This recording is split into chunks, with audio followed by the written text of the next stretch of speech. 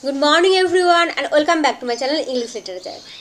Today I am going to talk about Spenser's sonnet, and we are going to read Spenser's sonnet number 75 from his sonnet series Amoretti that contains 88 or 89 sonnets. There is the plan. Let's look at the plan itself. At first we will talk about the introduction, and then I just divide the poem, the sonnet, in one quatrain, quatrain number 2, quatrain number 3, and finally couplet. So we will talk about the inner meaning or critical apprehension of these quatrains and couplet at the end. But before that, we will talk about a brief introduction to this novel, to this sonnet, and then we will read the sonnet line by line.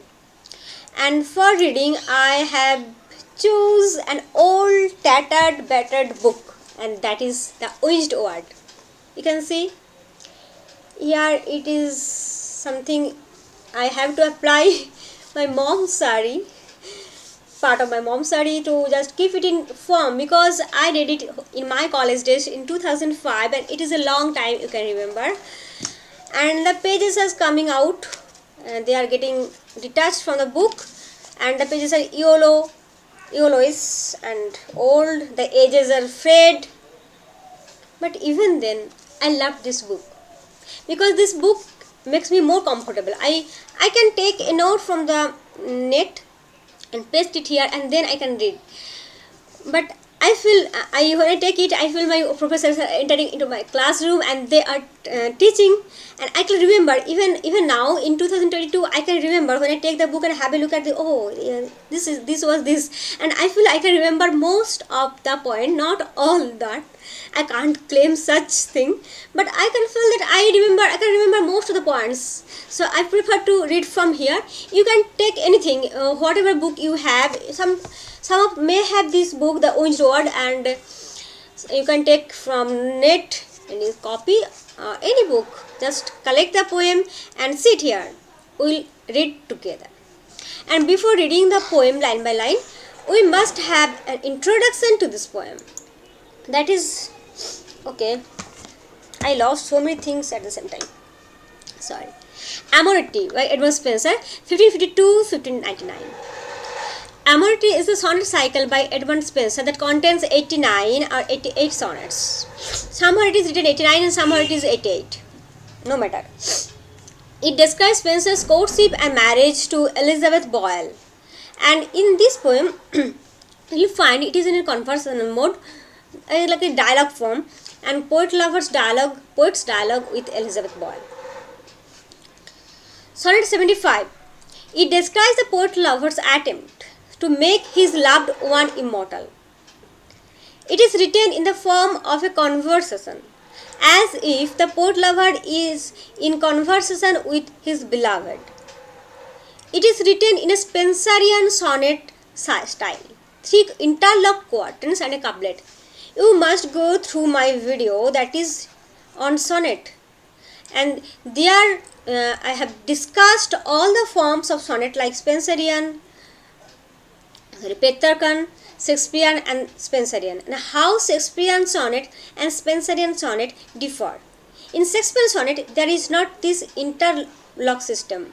The quatrains are not interconnected, but in Spensarian sonnet the quatrains are interconnected. A B A B, B C B C, C D C D E means you find B here, again you find B here.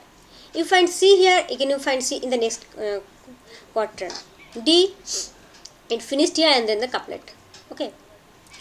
It is written in iambic pentameter. The main theme is immortality and love.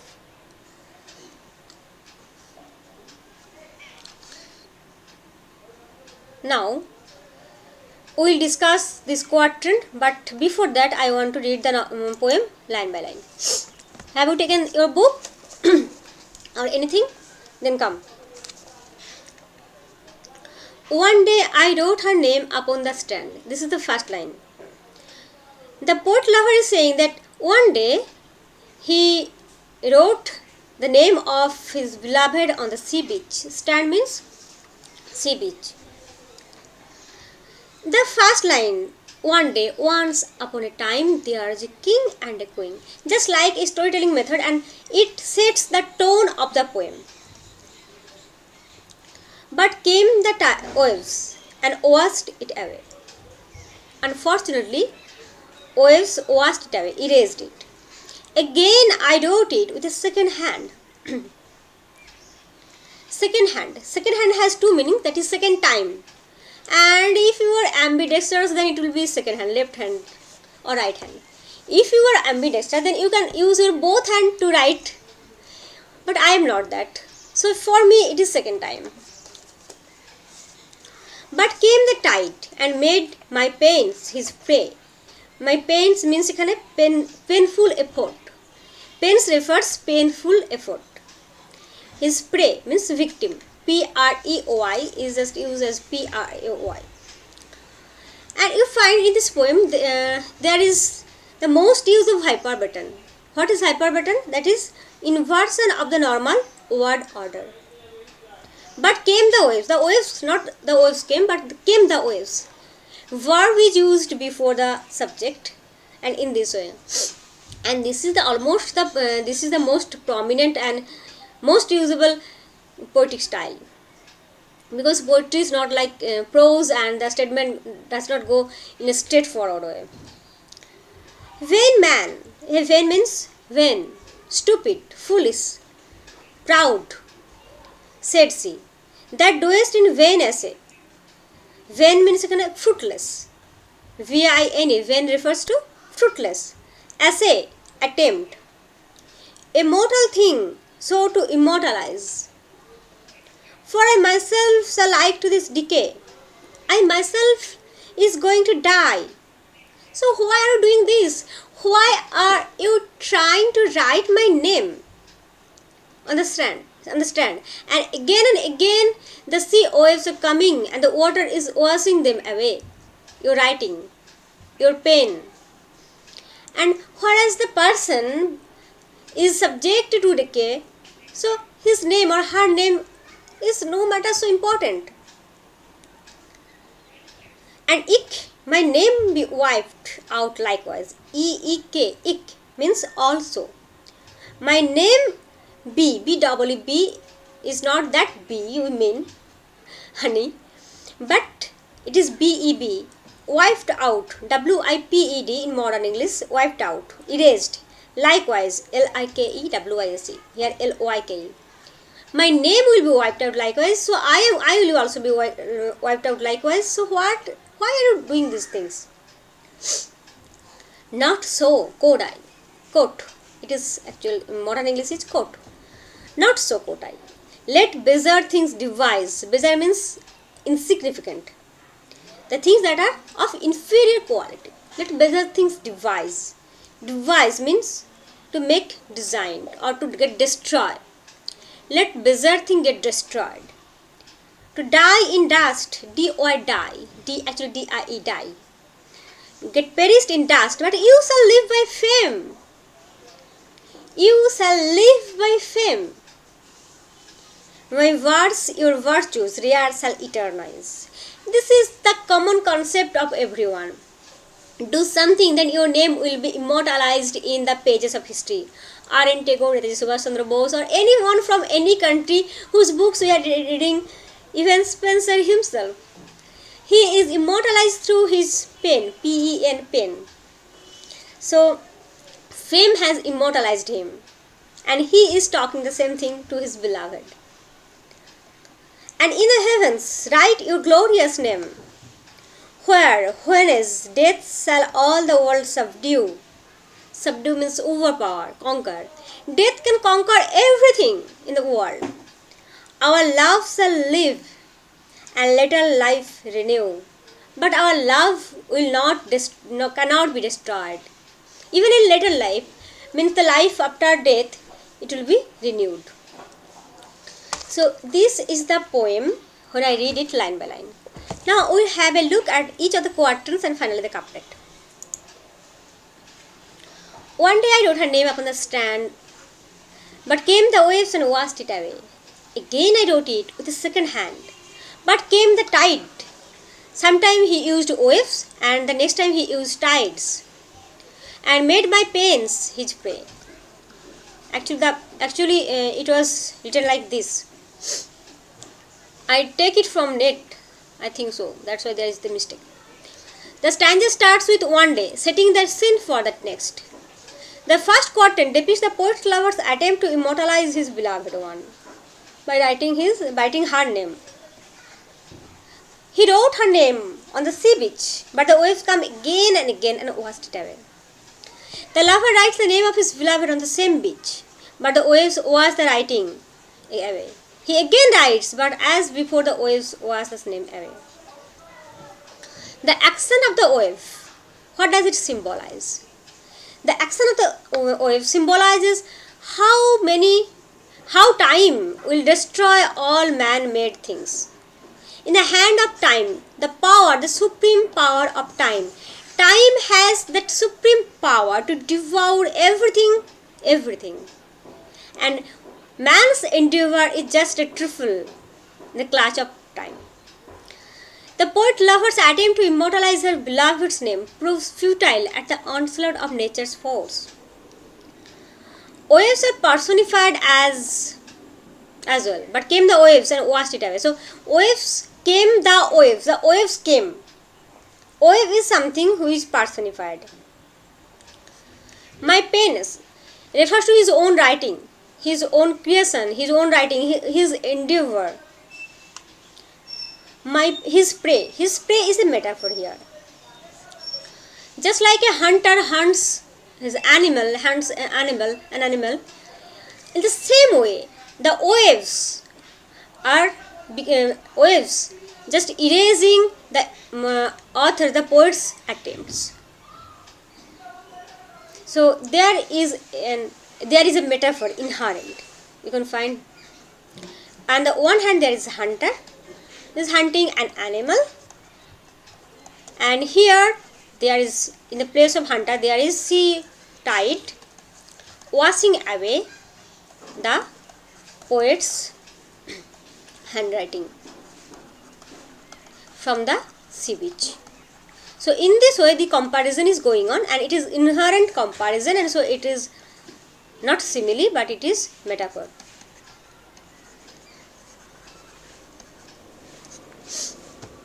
Nature is omnipotent. Human endeavor is trivial and futile. So in the first stanza, in the first quatrain, nature is given the importance that nature is omnipotent but human endeavor is trivial and futile. And it is represented through the symbol of tide, the waves. Now go to the second quatrain. When man said sea, the dost in vain essay. I think there was this type of spelling was there in the original. When, it's like a pun. Same word used in two meaning, you can say. When means when means proud, when means foolish. He is proud, maybe he is foolish, that he is doing such awkward things, such baseless things. He is writing a name on the seashore that is prone to get washed away. A mortal thing, so to immortalize. You are trying to immortalize a mortal thing, so you are a proud or you are a foolish man. For I myself shall like to this decay. Now Elizabeth Boyle, the lady love, is talking. So I tell you, this is in a dialogue form. So she is saying that I myself shall like to this decay. I will get perished. So you are trying to write my name, and even at the seashore. Okay, you can try anywhere, right, in your room and go write anywhere. But you are writing this name in the seashore, and the seashore will be washed away by the waves. It is a very natural thing. And if my name be wiped out likewise, it means also. The second quatrain describes a dialogue that the lyrical voice has with his beloved one. The woman reacts to the writings and tells the poet lover that his attempts are in vain, as mortal things such as herself cannot live forever. The lady love introduces a new perspective to the poem. As she criticizes the lyrical voice's accent, the poet lover's accents and words, she emphasizes her mortal nature, because she will disappear like the words in the sand. For I myself shall like to this decay. It is useless to write her name because she, as the words in the sand, will eventually disappear. Immortal. The name as well as the person. Time and nature are cruel and destroy man-made things. Now it is the turn of the poet lover to say something in his favor. Not so, Kodai. Kodai means tell. Let better things devise. Better means insignificant. Let insignificant things devise means to destroy or perish. To die in dust, but you shall live by fame, as he himself is living by fame. We are till even 2022, we are reading Spenser, who is living and who is immortal, who is from 1552. And even I feel, and you also know that we will go on reading about Spenser till there is a subject English literature. And in heavens, my words, your virtues. Here it will be these virtues. Rare shall eternize, hyperbaton. This line, most of the lines are written in hyperbaton. Okay. Inversion. It is also called inversion. Eternize, making it something eternal. And in the heavens, write your glorious name. It is the poet lover's response to what his loved one said. In the stanza, there is a volta, a turn of thought. What is volta? You must go through the video sonnet. Just search the video sonnet. Go to my playlist. Go to the playlist and there you will find this sonnet is in literary terms. You will find there is a playlist literary terms or topics. And you can, if you don't find there, I can't remember, Elizabethan period, you can also search there, Elizabethan period or literary terms or topics, and most probably I think here it is, or maybe here, sorry for your inconvenience, but in this, between these two folders you will get that, and they will search for sonnet. They will understand more about volta and other things related to sonnet. Volta means turn of thought, and here you will find a turn of thought, and the tone of the poem changes. Why the tone of the poem changes? What is the turn of thought here? Up to this moment, both the lovers one and his loved one emphasized the mortal nature of them and their creation. In the first stanza, try to understand this point. In the first stanza, the poet lover says that he is writing his beloved's name in the strand, and the waves came again and again. Here you can hear a lot of birds music, not noise. In the first stanza, the poet lover emphasized on the mortal nature of his action. In the second stanza, the beloved is saying that I myself shall like to this decade of why are trying to write my name on the sand. So both of them were emphasizing on the mortal nature of their endeavors and of themselves. But in this third quatrain, you will find the shift of argument. So there is a shift of tone that is called volta. Here, the poet lover is saying, not so. Let better thing devise. To die in dust. I will make you famous. I will make you immortalize. So in the third quatrain, the poet lover is doing something that he had not done previously. He is trying to immortalize his lady love through something else that cannot be destroyed. The lover's voice says the opposite in this stanza. Better things will disappear, but she will live on. Here you find alliteration like devise, die, dust, alliteration of D sound. He will immortalize his loved one in his poem, and because of that she will live forever. By immortalizing his loved one, the here is a mistake. The poet lover upheld her in a heavenly space, as she will be in a heavens with her glorious name. Now the alliteration is made with the V sound, verse and virtues, and they are much softer than the D sound that you get in previous line. Devise, die, dust. Where when is death shall all the world subdue, our love shall live and little life renew. The couplet summarizes it like dramatic. The couplet summarizes the message of the poem. According to the lover's voice, even if everything comes to an end, their love will survive. There is alliteration in the first line with W sign. Where one is world. W, W and W. Where one is world. And with the L sound in the second line. Love shall live and later life renew. L, L, L, L. Love line. Sorry, love. Live. It will be L-I-V. Love, live, little life. Okay. So, this is the main thing of the poem. Okay, if you feel any problem or if there is some incoherency, then you can tell me by commenting below. But before reading this, you must go through the sonnet series, and you can go through Spenser also in Elizabethan folder, Elizabethan playlist. You will get to know about Edmund Spenser. Thank you.